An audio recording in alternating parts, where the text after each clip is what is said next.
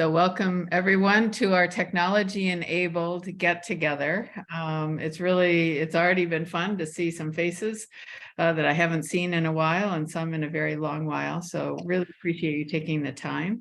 As some of you may know, the first time we held one of these showcases was in July of 2021, where the idea was to bring people together to celebrate the projects that were underway, the new and emerging, and we'll continue to do that.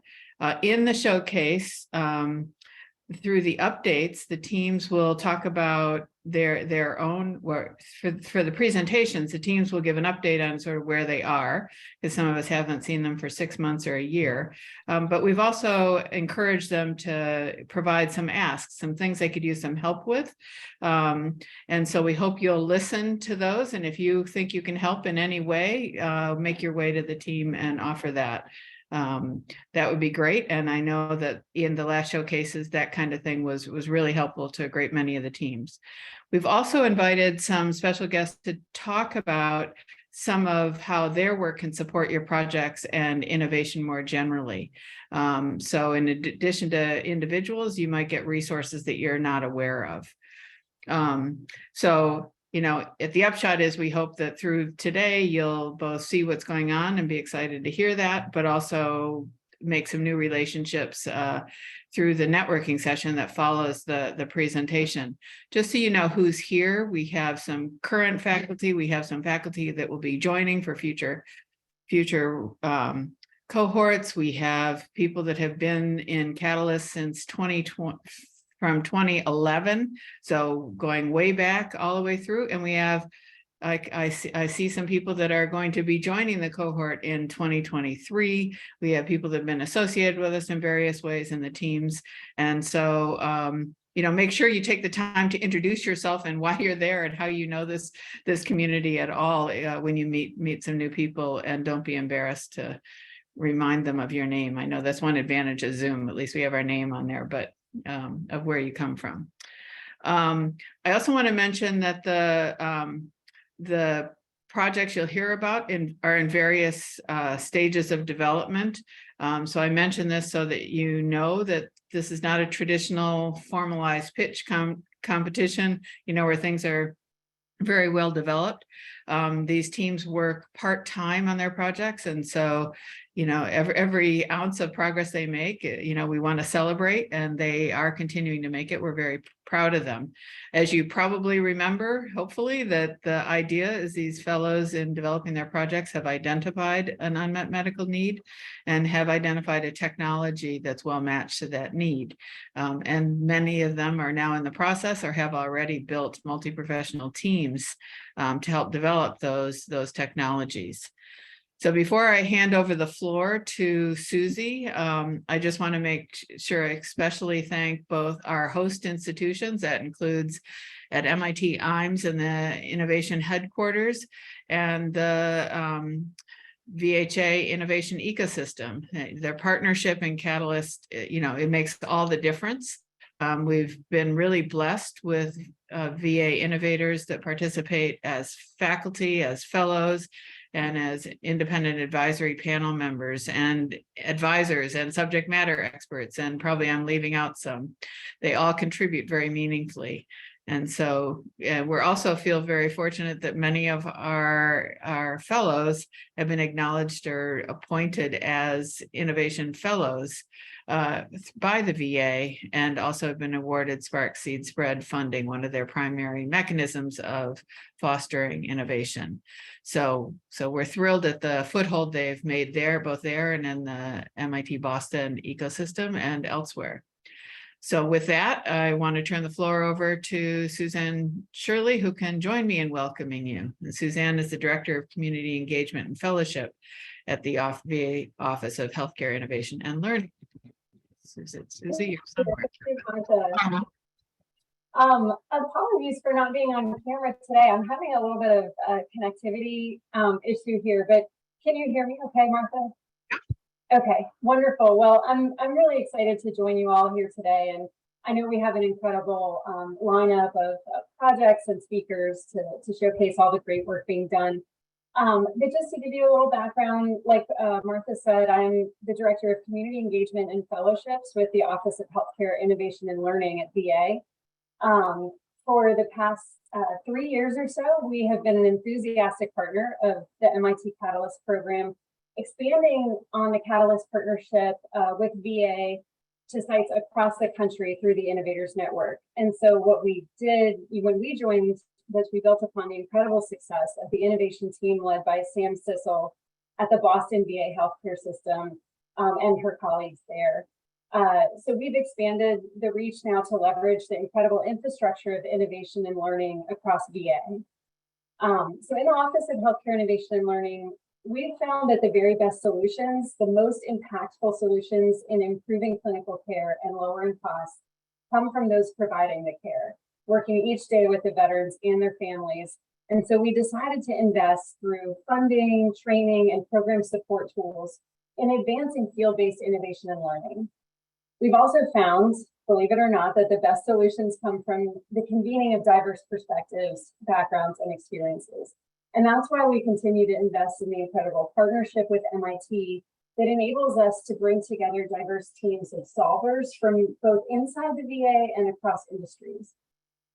These creative solutions that you'll see today were developed through the process of human-centered design by diverse teams who set out to participate in deep discovery, synthesis, prototyping, testing, and more. And we're incredibly proud of this work and look forward to continuing to expand this program in years to come.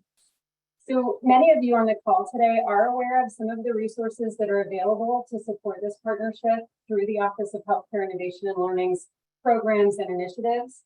But today we're bringing much of it together in a series of presentations by some of our most innovative leaders. You may recognize some of these individuals as Catalyst mentors, faculty, and subject matter experts. But today you'll hear from Matthew Knight and Sam Sissel to talk about the Innovators Network. The Innovators Network includes programs like Spark Seed Spread that offers funding for field-based innovation, and Greenhouse that enables field-based partnerships to co-develop solutions in VA. And also, you'll learn how to reach your innovation specialists and how to leverage some of these opportunities. We've got Eric Bruns. He is the director of SimLearn today to share with us a little bit about SimLearn and opportunities to test emerging tech solutions in VA. We've got Ann Bailey and Caitlin Rollins to showcase the growing XR network, where we're using virtual reality in both clinical and simulation opportunities. And they'll share with you how to get involved. And then we have Leandra De Silva to highlight the research and discovery opportunities through our New England Center for Innovation and Excellence. And please feel free to reach out to me anytime with any additional questions that you might have about fellowship or anything beyond the topics that you'll hear about today. So with that, I'll go ahead and hand it back over to you, Martha, and thank you again for the opportunity to be involved. Great, thanks, Susie. And if you don't remember all those names, see them on the agenda when we go around and hear from them and see them in GatherTown at their posters. So now I want to turn it over to Ben, who is going to MC the session. All right. Thank you, Martha. I just want to echo the welcome to everybody. It's great to see so many faces here, many of whom I know and have worked with, some from many, many, many years ago. So I'll be excited to catch up with those people in GatherTown afterwards and to meet all the new members of the Catalyst community. So maybe just a brief overview of the structure of this. So we have a lot of teams presenting and a lot of guests describing their resources that may be available. And so we'll do this in mini talks or micro talks, really, where we'll go quickly. And one of my role here is to keep us on time. So I apologize if I interrupt anybody, but I'll try to keep us on schedule. And of course, we have this time in GatherTown where we can ask questions and get to the nuances of all these things and just meet everyone and have those great discussions. So we will start with the Catalyst projects, and first up is left thumb pain in gastroenterologist performing endoscopy. And so just to let you know, so you have this in your mind, if you hear me interrupt you and say we're out of time, I apologize in advance, but we'll have more time in GatherTown to go into details. So take it away. Excellent. Melissa, am I allowed to share my screen or are we going to go based off of this? I was planning to project for all the teams to keep it smooth. Okay. Well, I'm excited to get started for our project at Catalyst 2022, mitigating left thumb pain in endoscopists performing colonoscopy. Can move to the next slide. So essentially, in the realm of colonoscopy, endoscopists report 20% time off work due to injuries, 50% requiring medical intervention, and 60% reporting thumb pain. Our team was really focused on this thumb pain. If I take you over to the endoscope over to the left, essentially the control section is held by the left hand and the insertion tube is held by the right hand. Both hands report thumb pain. However, we chose to focus on the left, especially since that control section adds a lot of movements that we'll show in the next slide.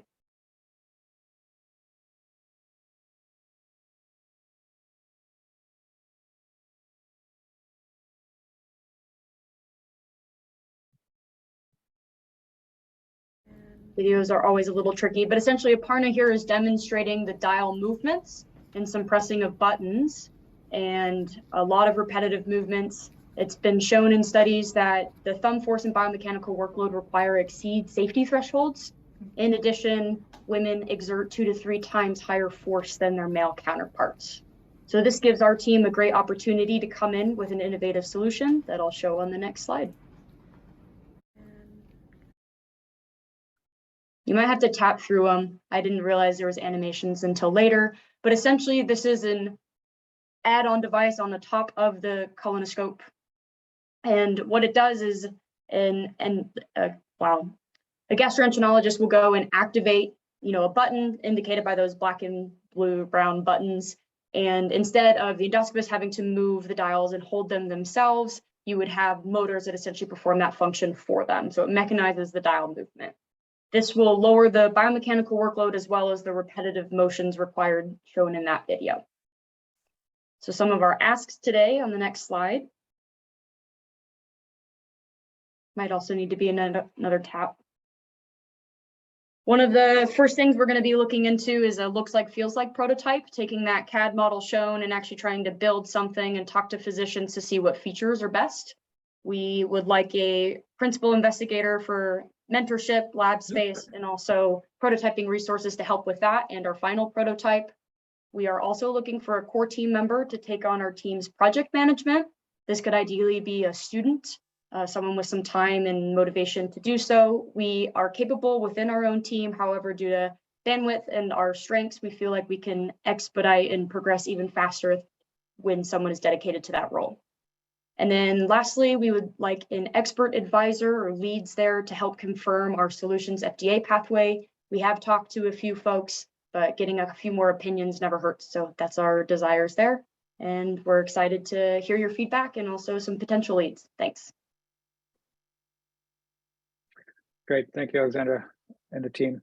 That's great, kept us on time as a starting point. Everyone we won't have time for questions during these mini talks, but feel free to use the chat function to throw questions in there or just to make notes or to give any feedback to the teams in addition to discussions in gather time. So next up, we will go to digital imagery rehearsal therapy for PTSD patients. Akshar.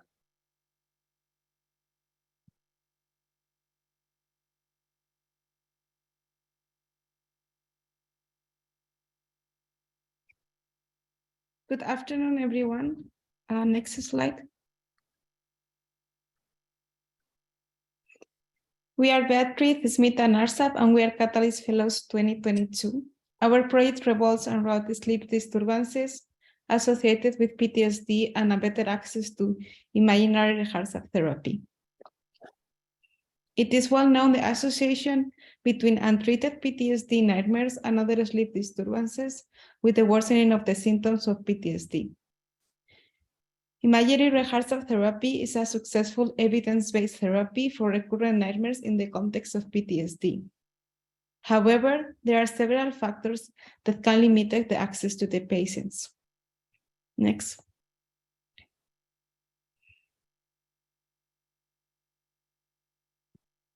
For instance, let's take this case for the therapy access within the VA. From the moment the patient visits the PCP and the IRT is recommended until the moment the patient can access to the therapy can last up to 7 months. Our solution proposed a digital therapy to reduce this gap, since our digital therapy can be prescribed at the moment of the PCP visit. Based on the success of similar digital therapies, we expect our solution will improve sleep disturbances in PTSD. Next.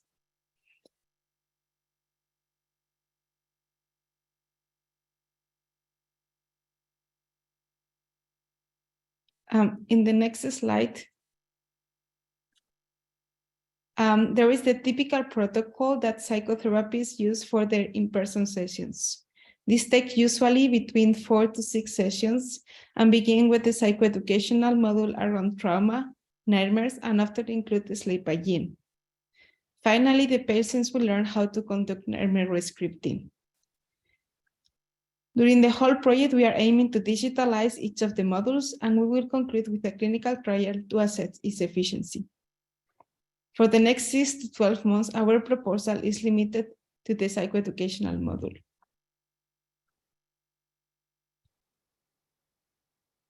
In the next slide, we have some of the updates. So we are very happy to announce that our team has a new core member, Sonny Merkrem, who is an expert on digital health. We are also building our team with advisors and core members. We are actively looking for funding, and we are learning from similar applications of PTSD and sleep disturbances. We are asking for assistance with identifying grants and other funding opportunities, as well as assistance with grant writing. If you find our project interesting, please don't hesitate to join us. Thank you. Great. Thank you, Beatrice, Smita, and Akshar. Let's see. Next up, we have home delivery of battlefield acupuncture for pain treatment. Zach, Alexandra, Martha, and Amos. We're ready. Take it. So this project will be going into using battlefield acupuncture principles for the home treatment of veterans who have chronic lower back pain. We'll go into the problem statement and current approach on the next slide. So roughly 80% of veterans are reporting chronic pain with lower back pain as a primary area. And one of the current approaches within the VA is called battlefield acupuncture, abbreviated BFA, which is essentially an ear-based acupuncture treatment delivered by a physician in office, delivers whole body pain relief and targets the vagus nerve. The images over to the left show the 5 acupoints that get targeted, as well as a semi-permanent needle that is used for the procedure. The reason why our team wanted to focus on this was its success rate. 60 to 80% of patients experience an immediate reduction in pain. However, this pain gradually wanes over time, so repeated treatments are required, roughly 2 to 4 per month. So this gives our team a neat opportunity to try and reduce that while also providing an on-demand pain device, which I will show in the next slide.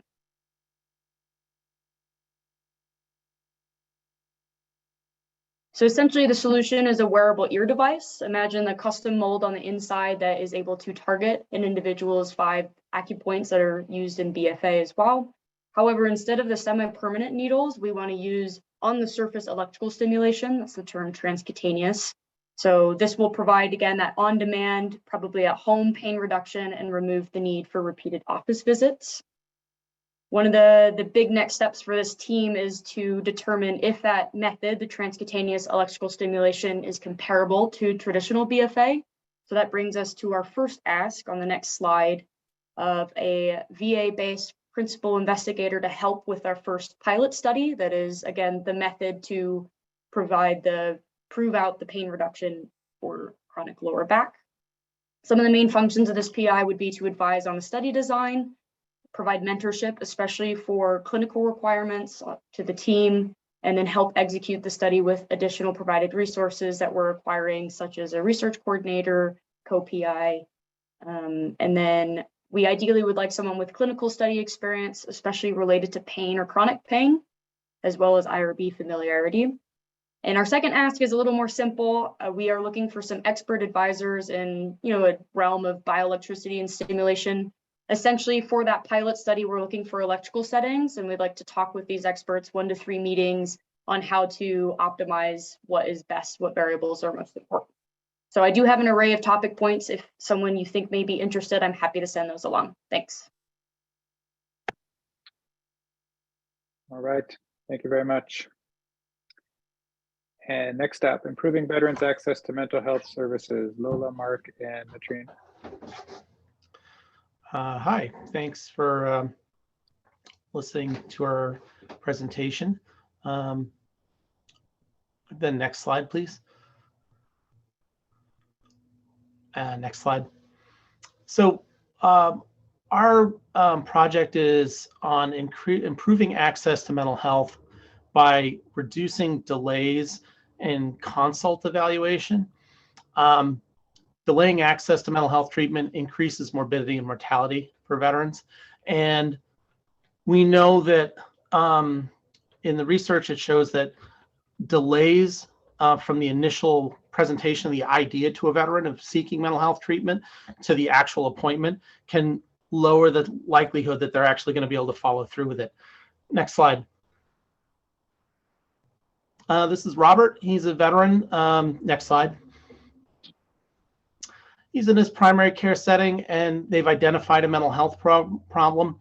And as this is typical, what should happen is that the provider will prepare a consult. It's reviewed by an intake coordinator who then moves the consult along to schedule an appointment. And ideally, this takes somewhere between 14 and 30 days. Next slide. However, the consults sometimes can be deemed inappropriate, either because of incomplete information in the consult, or maybe it was routed inappropriately.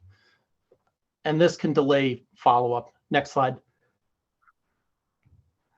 At the time of the referral initiation, there's a need to convey more specific information about the veteran's symptoms, goals, and readiness to start treatment. And we think that a decision support tool that would aid the person placing the consult and a custom report within the electronic medical record to aid the person reviewing the consult would reduce this incidence of consults remaining open at 30 days. Next slide.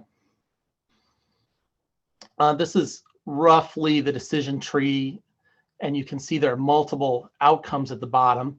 Patients that have primary care sometimes can take advantage of primary care behavioral health. But if you don't have that, or if you're not interested in that, then the pathway can be a little diffuse. Next slide. And it starts with a menu like this. This is a screen from CPRS. It shows the consult screen that a consultant has to look at to pick a consult. Next slide. And then the steps that we go through with our decision support tool. Basically answering a few simple questions. Next slide. And location information. And that points the provider to the correct consult. Next slide. And then on the other end of the process, the person reviewing the consult has access to a report that collects the information. And what we hope is that with this, the clinician placing the consult and the clinician reviewing the consult can use the time to apply their clinical judgment as opposed to their ability to look up things in the chart. Next slide. Next slide, please. And so, as I said, we're hoping to show an improvement in completion of consults. And we think that this will result in a decrease in workload on people placing consults, because they will get routed appropriately and they won't have to go back and review them again. And we hope that the people reviewing the consults won't have to spend quite so much time doing so, and they'll be able to focus on their patients. Next slide. And where we're at right now in our process is that we've gotten buy-in from the mental health service line. We're working with the clinical access coordinators who build things in CPRS. And our ask at this point is to seek people in the primary care practice that to kind of review our tool and let us know what they think about it. And this is our current team. Thank you. Great, thank you, Mark, Lola, Trina. Our next presentation is on automatic inactivation of unused opioids.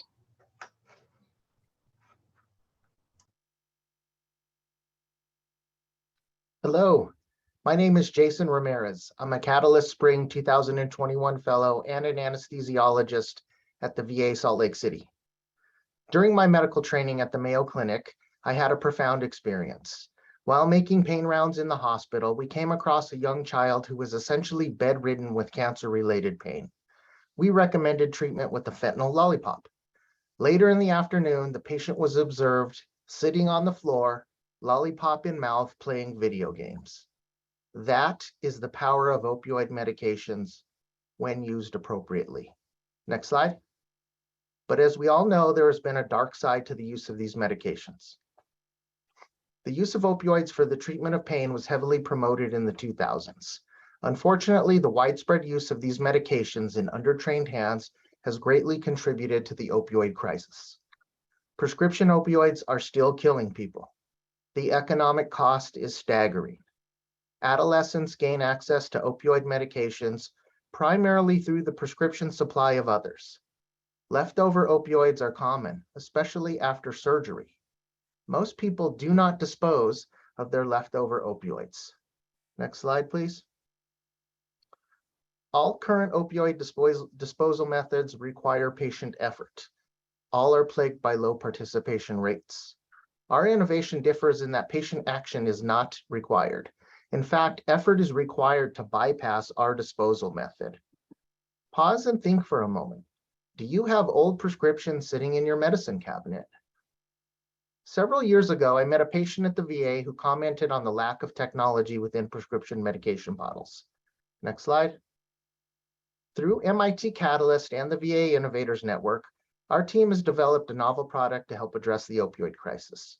The goal being to enhance safety while preserving access for the legitimate use of these medications.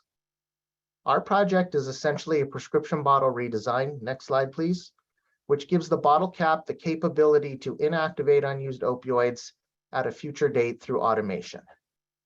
Next slide, please. We've spent the past year with MIT and the Innovators Network working towards a functional prototype. Next slide, please. I'm happy to report that this was achieved this past August. The next step is to pilot our prototype, rather pilot test our prototype. The eventual goal is to change the way in which opioids, as well as other medications, are disposed. We hope to do this across all healthcare systems.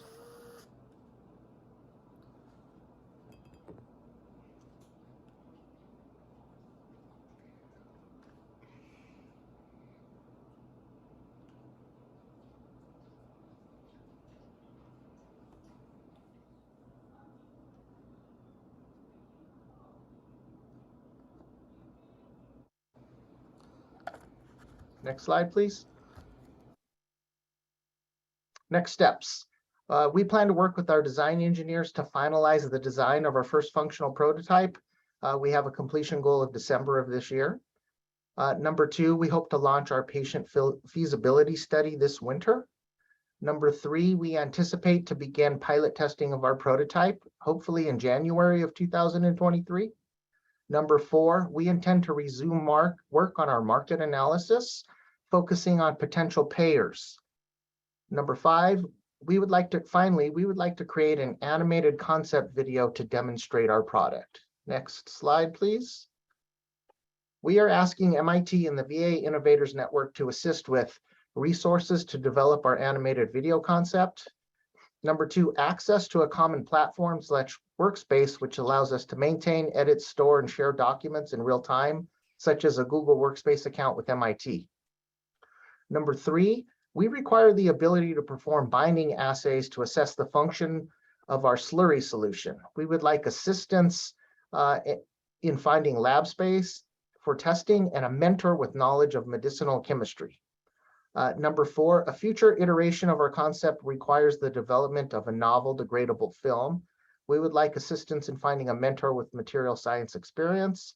And number 5, we have found it difficult to get our product feasibility survey launched and would like to speak with others who have experience in the area of patient surveys.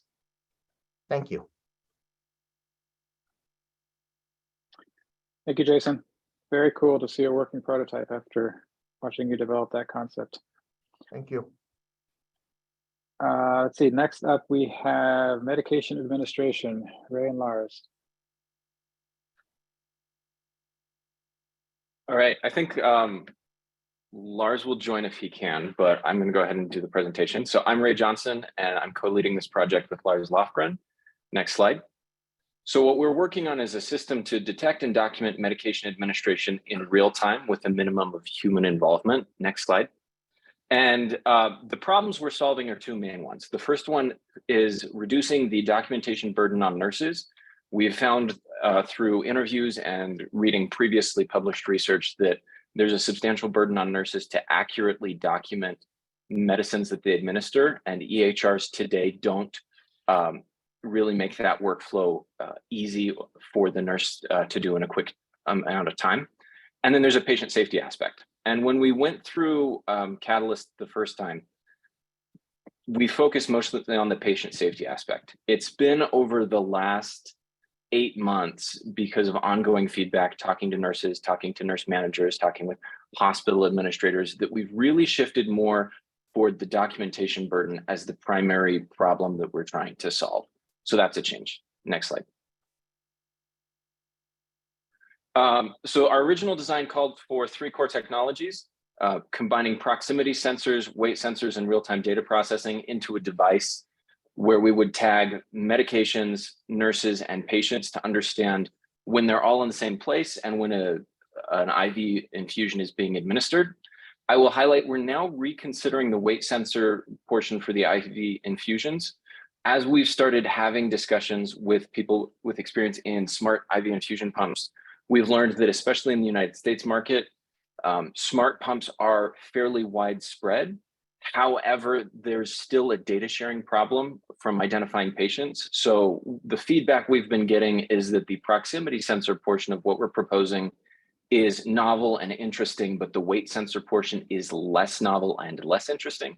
So we're potentially thinking about slimming down the next generation of our prototype and slimming down the outcomes that we would measure in a clinical study. Next slide. This is a quick illustration of how the proximity sensors would work. If a patient, a nurse, and the medication are tagged, when they're all in separate places, we know that the medication is not being administered. Next slide.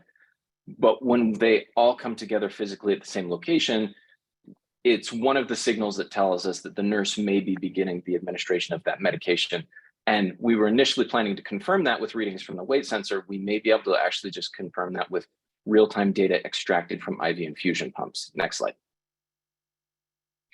This are some pictures from the simulation lab we were in earlier this year, evaluating some of these sensors. We got some good data that told us that the location tracking works the way that we wanted it to work. It gives us a good amount of sensitivity. The weight sensors worked well in this study, but further feedback we got from people in the industry said they've tried this before. They also found it worked in labs, but in the real world, they found that the data was often too noisy to be usable. And as we talked about, there may be a better data source, so we may not need that. Next slide. So where we're at now, very briefly, we tested in the simulation lab back at the end of May. We got a lot of good feedback on the prototype. We're now working on a 2nd generation prototype. So we've kind of moved back to some of redesigning the design, the form factor. We're working with an engineer right now on 3D printing the next generation prototype form factor. In parallel to that, we're working on designing what we want a study to evaluate this to look like. And within the last few weeks, we've started to consider potentially pivoting, as I discussed, to focus more on just the idea of matching the patient to the medication and potentially less of some of the other outcomes. Next slide. So what we are asking for right now are primarily contacts who work in the infusion pump space. We have talked with a couple of people who work at manufacturers from infusion pumps, but if anyone here has contacts who would know more about some of the internals on how they work, the data they collect, how that data can be accessed, the standards that those infusion pumps use to transmit their data, that would be very useful to us at this time. And then generally, anyone with experience using location data combined with EHR data, we know that others have done similar things for different use cases. We keep tripping over their published research articles and things like that. So if anyone has connections to anyone in those spaces, would love to talk with them and hear about any lessons learned from other people who've also working in kind of the nexus of location data and EHR data. And that is where our project is right now. All right, thank you, Ray. Let's see. We have Barrier up next. So we're sort of working backwards through time, it looks like, with the more recent projects going first. And now we're entering into some of our phase 2 projects that have been working for a bit. So Barrier with Ravi and Tarsha. Hi, thanks very much. The Barrier project focuses on increasing condom utilization to reduce unintended consequences of sexual activity. Next slide, please. And these were the 2 pieces of data that really kind of crystallized this project for us. There's a high unplanned pregnancy prevalence. This is data on the left from 2016 showing 45% of pregnancies were classified as unplanned, and data on the right from the CDC showing an increasing incidence of common sexually transmitted diseases despite public awareness campaigns and reduction of costs of preventative methods. Next slide, please. So condoms are the one preventative device that can mitigate both of those unintended consequences. The problem is that not many people like to use them. And this is data for the last few decades looking at the use of condoms in their person's last sexual experience. And so for women, it's around 25%, and for men, around 33%. And there's a variety of reasons why people don't like to use them. But in general, they're viewed as not sex positive, that they interrupt a pleasurable act and actually degrade their sexual experiences. Let's make it less pleasurable. Next slide, please. And so so I will just let Tasha talk about the MIT United Nations Family Planning Fund, a collaboration where we performed a global condom survey. And for this survey, we had 500 participants, and we found that individuals who are sexually active and who use condoms, about a third of them did not consistently use a condom. About more than 60% said that condoms got in the way of their sexual pleasure, and majority of them were interested in using a condom applicator for 2 reasons. They wanted to enhance the stimulation of the penis when putting on the condom, and they wanted to feel confident that they put the condom on correctly. Our survey responses suggest that there's a subset of individuals who are interested in the condom application when it interferes with sexual pleasure. There's a key reason to use condoms consistently. Our team is advancing designs of a condom integrated with an applicator and a perforated package. Next slide, please. And so we've spent a lot of time brainstorming, but focused on one design right now and trying to bring it to a looks like, feels like prototype this year for further testing in small focus groups. And it consists of a easy to open package that uses a shear force and can be opened with one hand.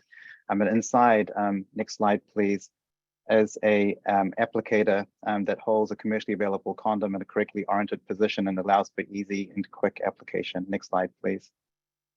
And so we're asking for small seed funding to help with prototyping and designer time, as well as an expert who has experience in adhesives in this type of packaging area.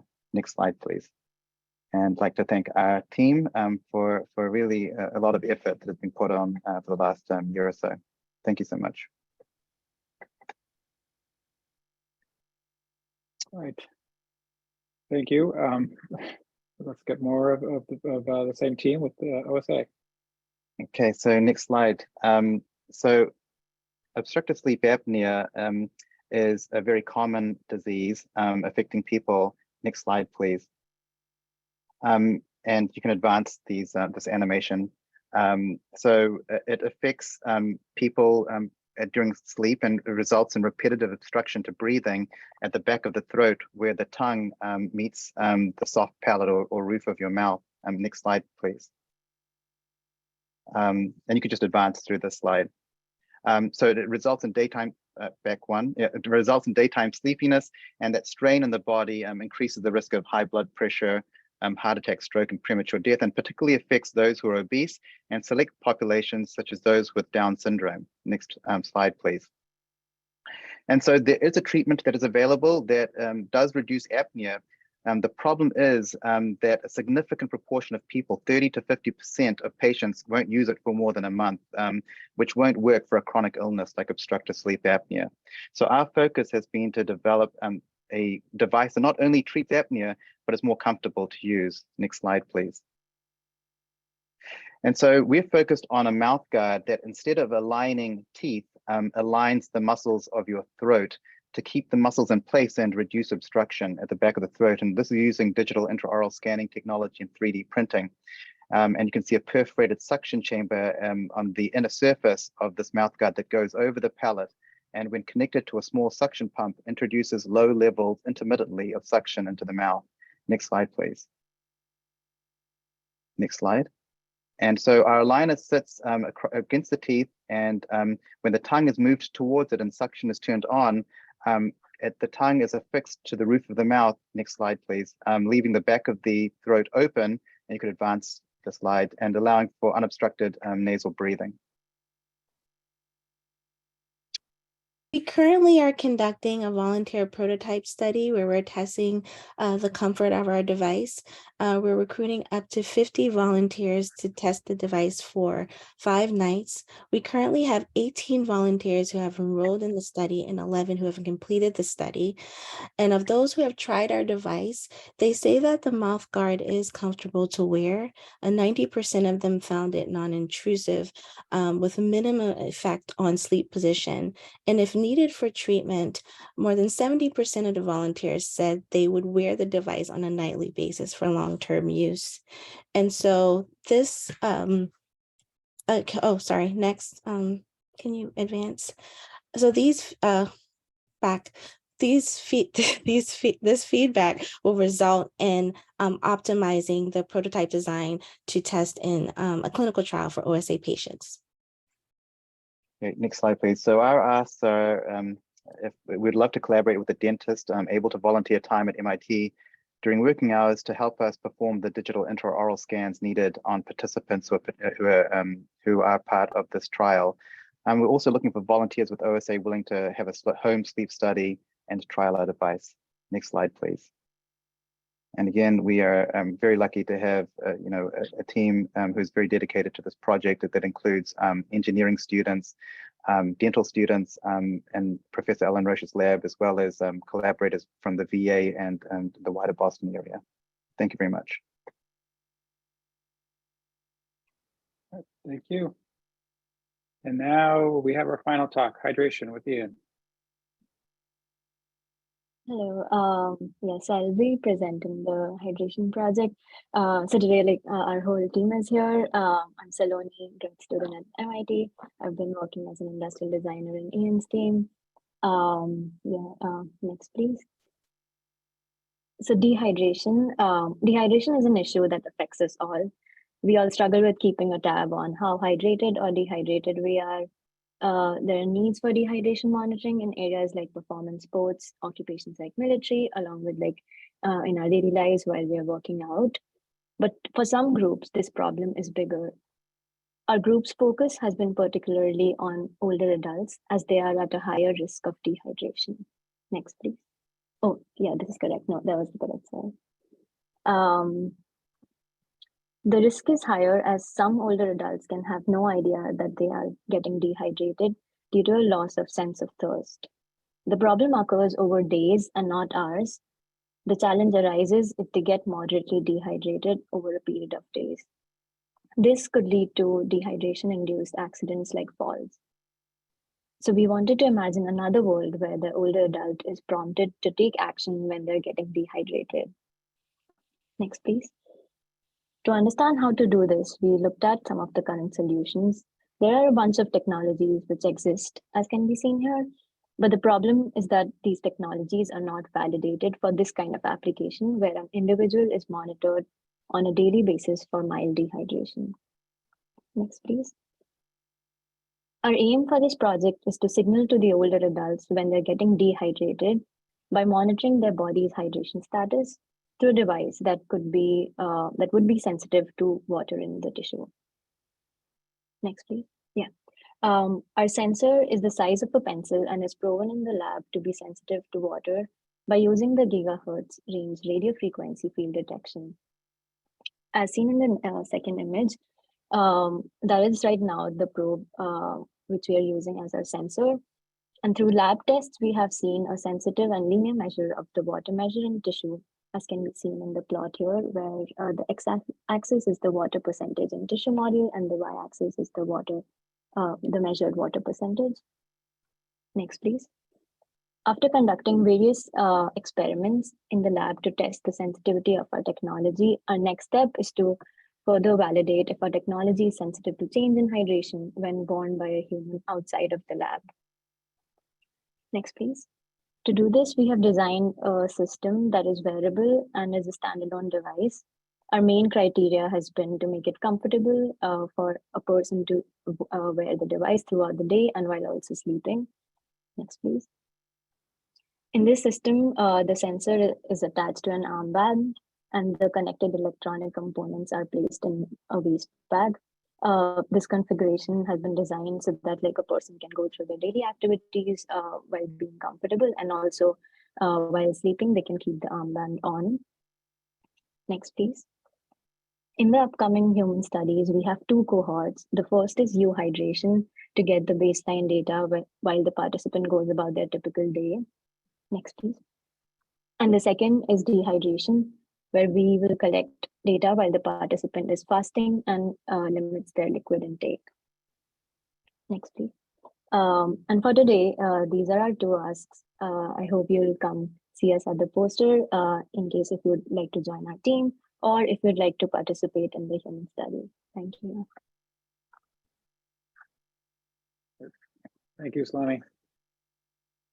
Thank you to all the teams. I know it's obviously very difficult to compress all the work you've been doing into a very short 3-minute presentation, and you did it very well. So well that we are, in fact, ahead of schedule. But I think that probably what we should do is, unless I hear otherwise from somebody, maybe just move forward and save us more time in Gather Town. Is that good? Okay. So, Melissa, did you want to do a break here, or do we want to kick right in? All right. So in this next section, we have some guests. And first, I want to extend a thank you to all of our guests who are willing to dedicate some of their time and describe the resources that are available to help these Catalyst teams move forward. I will briefly introduce them, and then the purpose of this is so that they can introduce themselves to you and provide a very brief overview of their resources and their expertise. And then, of course, we will follow up with connections and discussions in GatherTown and pursue any collaborations or any opportunities to advance the projects through working with them. So we have, starting off, we have Manaz Mata, who will describe the MIT Sandbox connections to Catalyst. And give me a second here. Manaz is a research scientist and entrepreneur in biomedical and medical products and the former director of the MIT Sandbox Dive program. Thank you, Ben. Do you hear me okay? I am using a rather old computers. Okay, great. Yep, sounds great.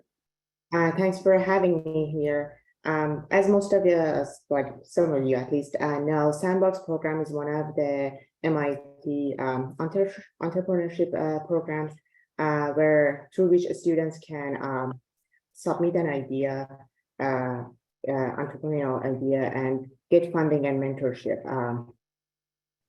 to develop further. Dive program is a sub-program of MIT Sandbox, which we started last summer, with the focus on promoting healthcare entrepreneurship.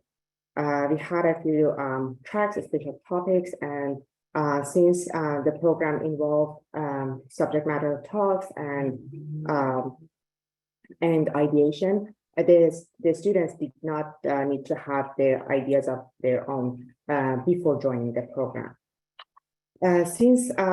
So this summer we had also a track partnership with a Catalyst program through which some of the Catalyst team, like some of the students kind of like joined for the summer with some of the Catalyst teams. Well, we don't have the IIP. We are not going to have a dive program with IIP. But I had an interest form up the website, and without any announcement, many students have filled out that form. I brought up the topic with Martha, and we thought that maybe there was a possibility that Catalyst team could connect with some of these students since they are interested in getting involved in cluster entrepreneurship. And it would be a good opportunity for both students and the Catalyst team. Martha and Melissa, they have the list of students, and if anybody is interested, they can connect with Melissa for like finding a match. And also, I'm happy to answer any questions about Sandbox 5 and what can happen next during the networking session. Great, thank you very much. So next we have the VHA Innovators Network with Matthew Knight. Matthew Knight, hi. Thanks for having me. Go ahead, Matthew. Just wanted to make sure you can hear me okay. Sorry, I know it's 2022, should be doing this now, but hi everyone. Great to hear all of your presentations. So my name is Matt Knight. I am the programming curator for the VHA Innovators Network. I actually know some of you just from listening on the call. We've worked with a few of you in the past, but for those who aren't familiar, just want to give you a quick overview of the Innovators Network and what we could possibly offer to help with your projects. So the Innovators Network is a group of innovative thinkers who work around the VA. So we are currently, of the 170 sites, VA sites across the country, we are currently at 36, so right around 20% of those. And each of those sites that participate in our network have someone called an innovation specialist. You're going to hear from Sam Sissel. I think she's going to talk a bit more about the role of specialists coming up here a little bit later. But what we do within the network is really help to support a lot of what the types of work that you are already doing. So for those who might not be aware, the Spark Seed and Spread program, particularly in your case, the seed and the spread would probably be the most applicable.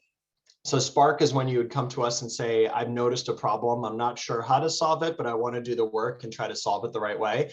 Everyone on this call today basically is already doing the work of a Spark, so you're beyond that stage, but Seed can help to build an initial prototype and do a pilot test, and then a Spread is available to help do a multi-site pilot test. So I would just encourage you, the timing for that, the application period opens in the summertime, so June, July. But if you're interested or you want to know more, just reach out to me. I'm available via VA email, and I'm happy to provide you with more information and a site map if you're not sure. And yeah, I saw someone in the comments just type Seed help us with prototype development. Yeah, that's exactly what we're here for. So Seed can help with developing the prototype, and then Spread's there to test it.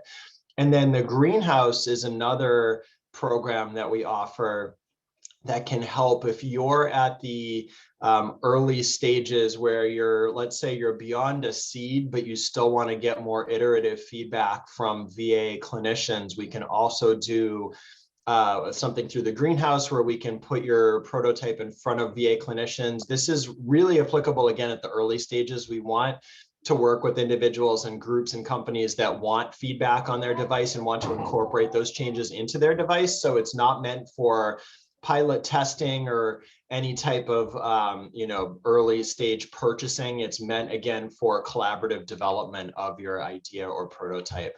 But again, the Innovators Network is here. If you have any questions, I'm more than happy to answer them. You're welcome. I can type my email in the chat. You're more than welcome to reach out to me if there's anything I can do to help. But it's great to hear from you all today, and I'll stick around if there's any questions. Thank you. Excellent, thank you. So next up, we have Leandro Da Silva, who is currently the acting director for VA's New England Center for Innovation, and Leandro will be also joining Catalyst 2023 as a faculty member. So welcome. Awesome, thanks a lot, Ben. I appreciate it. So similar to Matt, I just really loved spending some time listening to the presentations and getting aligned with the passion projects. And that's what it's about, right? It's about finding the right folks with the right passion, the right knowledge to actually make beautiful, magical things happen. So I am new to the group here, so looking forward to not only continue to learn more about the process, but getting involved on everything that we can do to help facilitate some of these products getting to market. So a little bit about me. So 7-year Navy veteran, been with the VA now for the past 11 years. And right now I am running the New England Center for Innovation Excellence. We call ourselves the NICE because we love acronyms. And we are one of 3 national centers for innovation aligned with OHIL and VAJ-IE. So that's the Office of Healthcare Innovation and Learning and the Innovation Ecosystem. So there are 2 other centers nationwide. That's one out of Puget Sound, and there's one out of Palo Alto, and then we have the NICE that we run out of New England. We try to stay focused into some key areas to minimize the overlap from a national perspective as much as possible. We prefer to stay in the swim lane of healthcare and lifestyle solutions for aging veterans, technology solutions for chronic and complex injuries, and rural access to world-class healthcare. It's one of those tricky things to say, right? I know that those categories are pretty broad. At this point, we are actively involved in transportation, the concept of increasing at-home labs in addition to patient experience. And we are starting to tinker into the aspect of fertility, reproductive care, and family planning. Unlike the work that Matt talked about with our Greenhouse and Innovators Network, we try to focus on, I want to say, VAJ's most pressing issues and transformational projects, ideally products, ideas that are beyond the development stage, something that we can get into our medical centers for direct feedback or inputs. We don't limit ourselves just to New England. As a National Center for Innovation, we do have access to all 18 VISNs, all 171 medical centers. So that's what I can help bring to the table. And I'm really excited about the potential collaboration between this community here of problem solvers and a lot of the folks that I see, a lot of the resources to help bring some of this stuff up to fruition. So really excited to be here. And similar to the group, I don't know if everyone has access to my email address or whatnot, but I can drop it into the chat function. And I'm sure we'll be talking. Thank you. All right, thank you, Leandro. Looking forward to working with you. Next up, we have, let's see, Ann Lord Bailey and Caitlin Rollins, who will be describing the VHA's XR network. So Ann Lord Bailey is the chair of the XR network and VHA Emerging Tech Clinical Specialist, and Caitlin Rollins is an innovation specialist who's been engaging with industry, academic, and other federal agencies to promote the use of extended reality. I'm sorry, Ben, you did that really well, but Anne was able to join us at 4:30 and we are very much ahead of schedule. So if we wanted to move on and come back to that section at the end. Yep. All right. You. So do we have Carol Palumbo? Carol, I did see. Okay. So describing the IRB and human studies within the VHA, resources within the VHA for that, Carol Palumbo is a research associate professor at BU and deputy associate chief of staff for research and development in the VA Boston healthcare system, and has a great deal of experience with research ethics and human studies and IRBs, which is an area I know of great interest to many of our teams. So I'm trying to share my screen, but I'm using a brand new computer and it looks like it's not going to work. So I'm happy to share those slides with people afterwards. So as you just mentioned, I've been at the VA for a very long time, involved in human research protections. I've been there for 40 years, and I am now the Associate Chief of the Research Service, and I oversee the Human Research Protection Program. I also have a faculty appointment at the BU School of Medicine, where I am director of a PhD program in behavioral neuroscience. So I just want to talk to you a little bit about how the VA is structured in terms of getting approval from our research oversight committees. So I think most of you are aware of what an IRB is, but the definition, which I took straight from the FDA, is that we need to assure both before you start your research and periodically throughout your research that appropriate steps are taken to protect the rights and welfare of humans participating in subjects in research. And protecting them also means protecting their privacy. So we also have to be very careful about securing their data and protecting them that way, even if they're not themselves participating in a study. So the IRB it's the Institutional Review Board. It oversees all non-exempt human research studies. And I could go into what the exempt studies are, how you qualify to be exempt, but that's a whole talk in and of itself. But the other thing I wanted to point out is that the VA has an additional committee that other institutions don't have, which is called an R&D committee or a research and development committee. And they are the parent committee that oversees all other research subcommittees at a VA, including the IRB and IACUC and safety and those other committees. They also oversee all of the exempt studies so they're exempt from IRB oversight. So then R&D has oversight of those studies. And then if you are going to do research at the VA, you likely are going to need to have oversight of at least one VA research committee.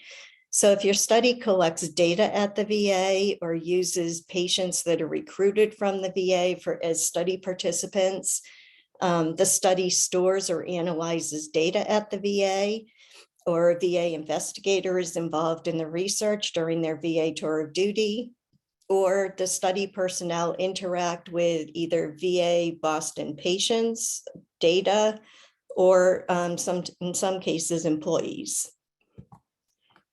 So in order to do research at the VA, everybody has to be research credentialed, which means that you have to complete all the required VA research trainings and have a scope of practice that gets approved by a VA supervisor who will oversee your work. And you will likely need what is called a walk appointment, which is a without compensation appointment, which allows you to legally work within the VA system without being a federal employee. In order to be a principal investigator, you have to be approved by the VA Boston R&D committee. And if you don't qualify to be a PI, then we have to find you a PI who will serve as the PI of your study and as your administrative mentor for how to handle submissions to IRB and R&D. And then I want to just give you a word of warning, which is that all institutions have regulations that have to be followed, and those come from Health and Human Services and they come from the FDA. In addition to that, the VA has more regulations on top of those regulations. The reason for that is partly due to the fact that we have this additional oversight committee, so the R&D committee. And so even if your study is under the oversight of IRB, after it gets IRB approval, it still has to go to the R&D committee and get approval from them as well. So we have this additional layer of oversight. The other thing is that the VA is a HIPAA covered entity. So the HIPAA privacy rule applies anytime data can be linked back to a participant. If it's completely anonymous data, then the HIPAA privacy rule does not apply, but otherwise, because we are a HIPAA covered entity, the HIPAA privacy rule applies. And so we have additional steps that we have to follow that some other institutions don't need to do. And the third reason that we have additional regulations is because our veterans deserve extra protections. And as you might imagine, a lot of people would like access to the veteran population or the data that we have in our electronic medical records. And so we have to do our best to make sure that those veterans are protected. And that's partly why they have these additional regulations to safeguard against our veterans being overused in research. I wish that I could show you this slide, but for our project submissions, the entire National VA and research enterprise uses a system now that's called VAERS. It's the VA Innovation and Research Review System. And so all submissions go through this system. So if you need to submit something to the committees at the VA, you'd need to create an account in VAERS and affiliate yourself with the VA. And then you are able to access this system outside of the VA environment. So you don't have to be behind the VA firewall to use the system, which is great for our affiliates. You can then also affiliate a non-VA organization or a non-VA email as secondary affiliations within the VAERS system. And again, this is the system that we use for all submissions. So whether it's going to the IRB or R&D or IACUC, or you're questioning if you have a QA/QI project versus a research project, it would get submitted in this VAERS system. And then on the administrative side, we will direct it through for you. And I also wish I could give you this last slide, and I will send it so that maybe it can be distributed, but this is all the contact information. I will put my email address in the chat. I would like, if you were going to do something at the VA and you've never worked within the VA system before, I would love for you to reach out to me first so that we can discuss your project and how it needs to be submitted, and I can help you through that. And then we also have somebody whose main job it is to help investigators with their submissions and completing paperwork and that type of thing. If you email me, please, if I don't respond to you, please email me again. I get hundreds of emails a day, so I'm not ignoring you. I sometimes miss them. So I tell my students at BU the same thing. If you don't hear back from me, do not hesitate to re-email me, please. And then if you do decide that you're submitting something to our committees, we have a lot of people that can help you out, and I have their contact information on this slide that I'll try to share. And we also have open office hours via Teams every Thursday from 1 to 3 to help people with the VAERS system and with their submissions in general. So that's it. Thank you, Carol. Sure. I want to introduce next Sam Sissel. So Sam is an industrial engineer and innovation specialist at VA Boston and has been a collaborator with and liaison for the Catalyst program since 2019. Sam? Hi, can you hear me? Yes. Okay, I'm just going to apologize if you hear kids screaming in the background. They are not mine. There's a daycare downstairs that just decided to release for recess, so apologies for that one.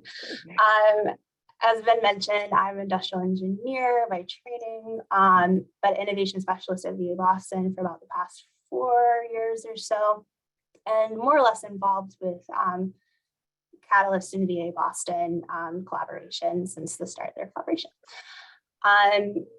So as Matt mentioned, there are innovation specialists throughout the country at 36 different sites.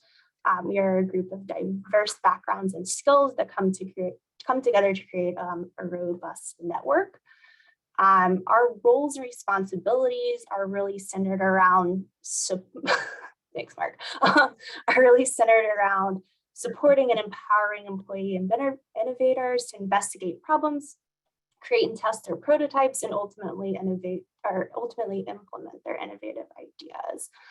So some of the ways we can help Catalyst teams do this is connecting you to subject matter experts, whether that be providers, admin staff, veterans, caregivers, just to kind of like, we can help you navigate that process of how to do that. But this would really help you get a better understanding of their experiences and point of views as they navigate the healthcare system.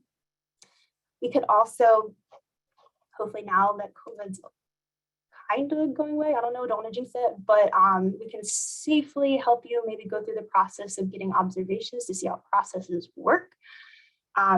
Maybe understand how long it takes to do something or how simple or complicated it is to accomplish that task. Understand who's involved in that process, the different interactions, communications, whether that be the environmental, technology, or humans that take place to accomplish the issues that you're looking into. I would say just in general, we have the knowledge about the VA regarding opportunities to help further your ideas, whether that be through the Spark Seed Spread Accelerator or Greenhouse Initiative that Matt mentioned, or other collaborations that we know that are going on. Also, we can help you with your pitching, or more importantly, storytelling, to help ensure that your problem, your idea, and your asks are clear and targeted towards the audiences you're presenting in front of. And then lastly, I guess kind of as Matt already indicated, and so others, we do have some funding opportunities. It could vary based on your local sites, with our biggest being the Spark Seed Spread, which is funded nationally, that Matt mentioned is opened in June, which provides funding to help build prototypes for user testing, which Matt also mentioned.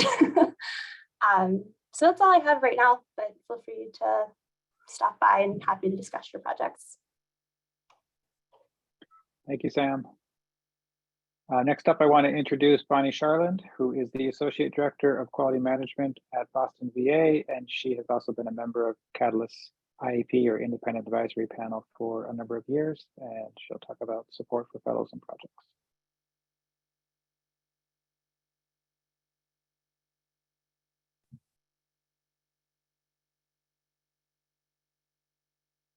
Can't hear you, Bonnie.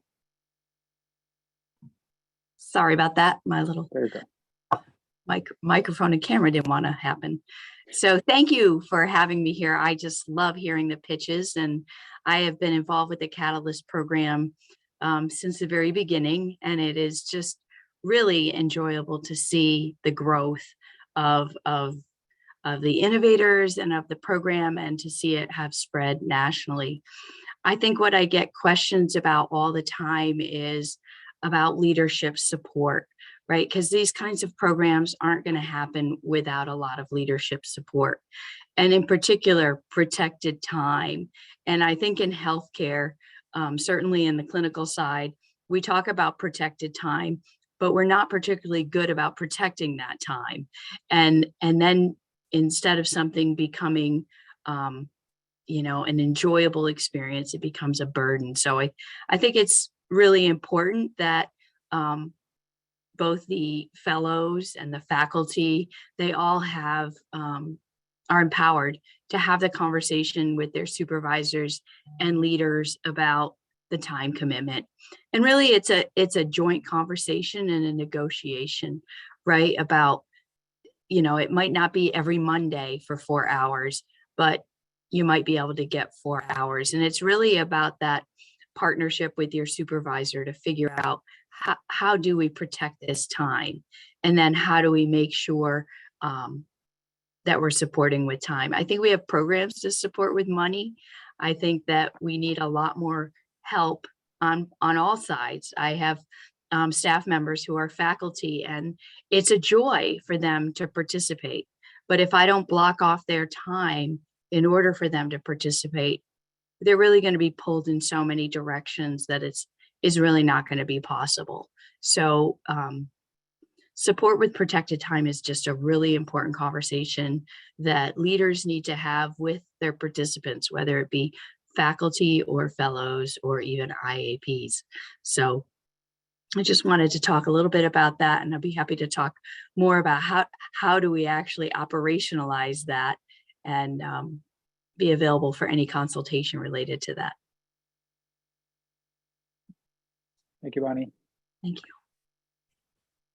So next up, we have Eric Burns. Do I see him? There he is. So Eric is the Executive Director of the VA Simulation Learning Evaluation Assessment and Research Network, known as SimLearn, that she will describe in more detail. And Eric joined the Catalyst last year as faculty. Thank you, Ben, and good afternoon, everyone. As Ben mentioned, my name is Eric Bruns, the Executive Director of SimLearn, and I won't go through the acronym again, but we are an organization that develops simulation-based education products and much more than that. We also have a network of simulationists throughout the VHA system, so definitely throughout the nation, where we act as a national partner for them while we are housed in Orlando in the National Simulation Center, which is a 53,000 square foot simulated hospital complete with patient rooms, an operating room, and anything else that you I heard a lot of people in the presentations talking about space and so forth. We can assist with that, but of course, that's in Orlando. Every VHA has a simulation entity, whether it's a simulation lab or sim center of sorts, everything from a small closet with a mannequin all the way to full floors, depending on how large the center is and how much the leadership has invested in it. But we can assist in getting access or making connections for use of that if that is something that's helpful at wherever you are in your journey with your particular projects and so forth. I have been on the faculty 1 year and I'm excited about the year coming up. And very excited to see a lot of the projects that I knew about that I was actually able to consult on, but also the other projects that I had been introduced to tonight are very exciting. And there are opportunities for my staff, which in addition to developing education products, we go to various centers to provide different types of proactive and reactive consulting and so forth through simulation activities for everything from processes to workflows to pieces of equipment or new equipment and processes that are being proposed to the VA to make sure they integrate with existing systems, or just to provide an opportunity to go through simulations to really put it through the ringer, so to speak, before it actually goes to work on real patients. So it gives that opportunity to break it, so to speak, without providing harm or that potential patient information leak that Carol mentioned. All of our patients are either actors, or we have sterile data as we've been talked about, or we also have mannequins and standardized patients, which are actors, to ensure that actual patients, actual veterans are not harmed when we're testing or trying these new procedures and pieces of equipment and so forth.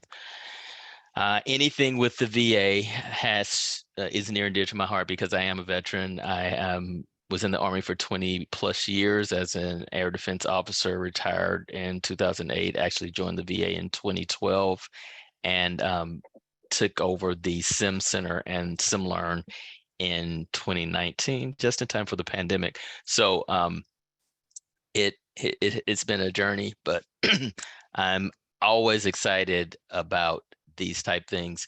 I am part of the Office of Healthcare Innovation and Learning. My organization is, so we do have interactions and are looking for more integration with the other parts of the innovation ecosystem that you've heard about, and in spreading and providing education products and working to proliferate new ideas and new innovation and new products. We work hand in hand with that. And that's my spiel. All right. It's a good spiel. Thank you, Eric. Next up, I have the pleasure of introducing Nancy Steele, who's going to preview some commercial planning workshops that we plan to do. So many of you know Nancy. She's served as faculty. She has 30 years of experience in healthcare strategy and ventures. And in addition to serving as faculty, she plays a large role in developing and adapting and tweaking our curriculum each year to the various challenges and opportunities that we have. So Nancy, take it away.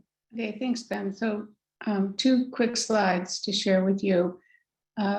We have an idea that we just hatched recently, some members of the faculty, that it might be useful for phase 2 teams to have what we're calling a commercial planning workshop. Now, we're not sure if this would be one mega workshop or actually something that would be delivered in kind of sections.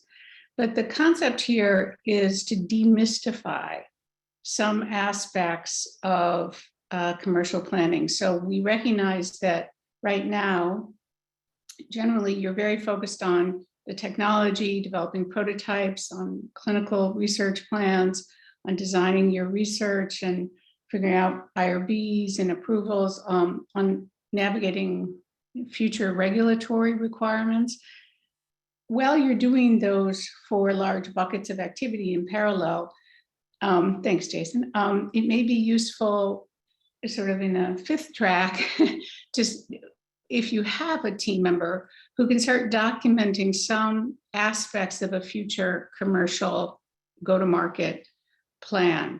And really our focus is to demystify these topics, not so much to suggest that you jump into doing them. Next slide. So here are 6 broad categories. We haven't really settled on the precise contents. I'm working with members of the faculty, including An Huang. You may know An from prior years. She's a serial entrepreneur in medtech. So one section will likely be about IP. So the relevance of establishing IP. Now, the workshop's not intended to answer questions. You would answer the questions, but to tee up options. So in some cases, protecting an asset is relevant. In some cases, it's not so relevant, at least at this point. Looking at similar technologies and what kind of patent protection they have, understanding different forms of protection. Is it a method? Is it a material? And understanding which asset you're working on might be worth protecting. So those are some topics. So customer value proposition and competitive landscape assessment is essentially going deeper in what we cover in phase 1. Very similar concepts, but now going deeper. I won't go through each of them. Beginning to use, for example, your survey data to say, so using that assumption that 66% of respondents, maybe we're looking at a market segment that might be, 100,000 patients, and maybe the addressable market for us is a subset of that. So beginning to sketch out the addressable market for you and the competitive landscape, again, going deeper than you did during phase 1. Maybe you actually get someone on the team to spend some time benchmarking the price of existing offerings, which you maybe didn't have a chance to do in phase 1. Commercialization path options has more to do with leaving the asset aside for a moment, thinking about the options for the team. Do you want to pursue the notion of a standalone startup? Many technologies probably shouldn't end up wasting time trying to be a startup. There may be other options like licensing to an existing company or partnering with an organization that already has manufacturing capabilities and go-to-market capabilities, or staying as a research endeavor. Nothing wrong with that. Market assumptions to be validated is a whole slew of things, and these is just a selection like COGS to things that you, during the work you're doing now, might want to record some key assumptions so that when you do write a preliminary business plan, that's what the last item is about, you actually have some assumptions that you've already started to work through, and you have a basis upon which to make that assumption. So one of the reasons to demystify these is so that whatever phase you're in right now, you don't miss an opportunity.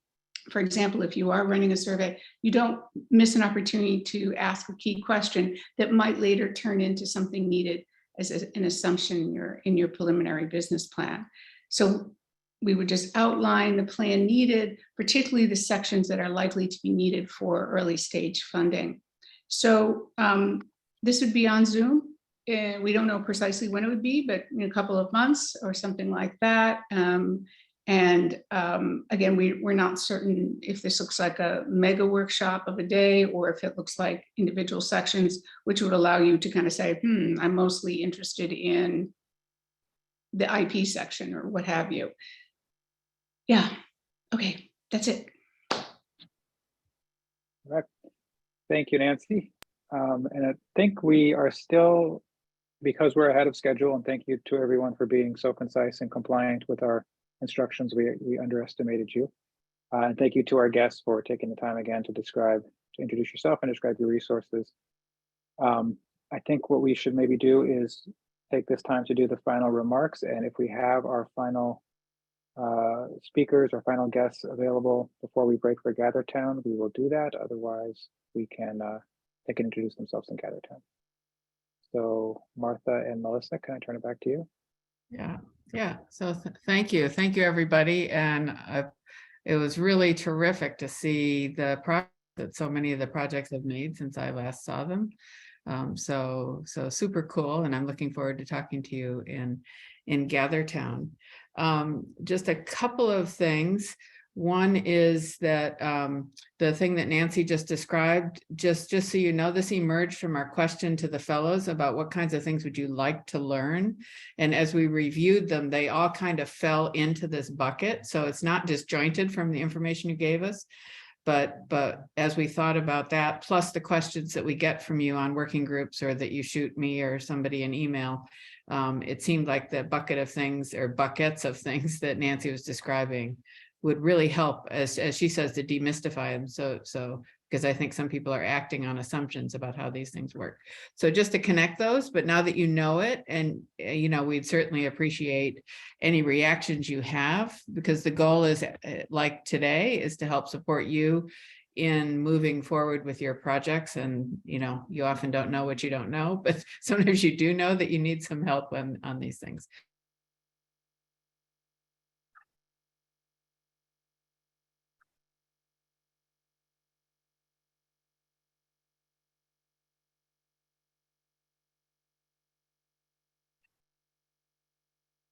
Melissa, did we lose Martha? Yeah, I got an You're unstable internet, and so I don't know where you lost me. I think we heard you conclude your request for any feedback on that commercial program. Oh, great. So you got most of it. The second thing there's one more thing that a couple of you indicated that you asked for and that we've done in the past, is many of you, in order to get funds that you need, have to write a grant for a particular organization, an intern organization. And we have somebody who's been part of Catalyst from the beginning, though many of you don't know her yet, is Deb Burstein, who I believe is here. So she is super, super amazingly good at helping you to take what you want to do and craft a clear proposal. And she has kindly volunteered to continue to mentor people who are interested in that. So Deb, can you spotlight Deb just so people see what she looks like? I am here. Oh, you are here. There you are. I really enjoyed hearing all the talks, and I'm happy to help and would love to hear more about your stuff. So if anyone wants to write a proposal, drop me an email and I'll be happy to help. I'll put my email in the chat box also.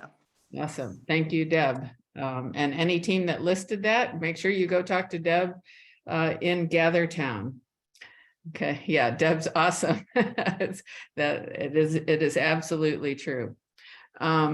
So if our hoped for last speaker isn't here yet, I think we're ready to move on to GatherTown, and we'll just have to find another way to get you that information. We found that GatherTown, for those of you who haven't done it, it's a little bit weird for those folks, moving your app around, but it does have the flavor of a networking session where you can move around and chat with people and come in and out of conversations. Come find me or Melissa if you find yourself confused on getting there. I'm going to let Melissa tell you the details. about how to move from Zoom to GatherTown so that your technology doesn't fight, one technology doesn't fight with the other, as I think Melissa experienced early. But let me turn this over, and I'm looking forward to chatting to you all. Go grab a glass of wine if you want. We're almost at 5 o'clock in Boston anyways, for a social. And by the way, for those people who live in Boston, we are going to have a social in December, so we can see each other face to face. And anybody who wants to travel. Okay, Melissa, tell us how to get there. Okay, I will start by putting the link into the chat as soon as it's a good time to do that, because if you have your Zoom window open and you try to get into GatherTown, you'll create a huge echo. I did demonstrate that earlier. I also just want to share quickly a few little tips.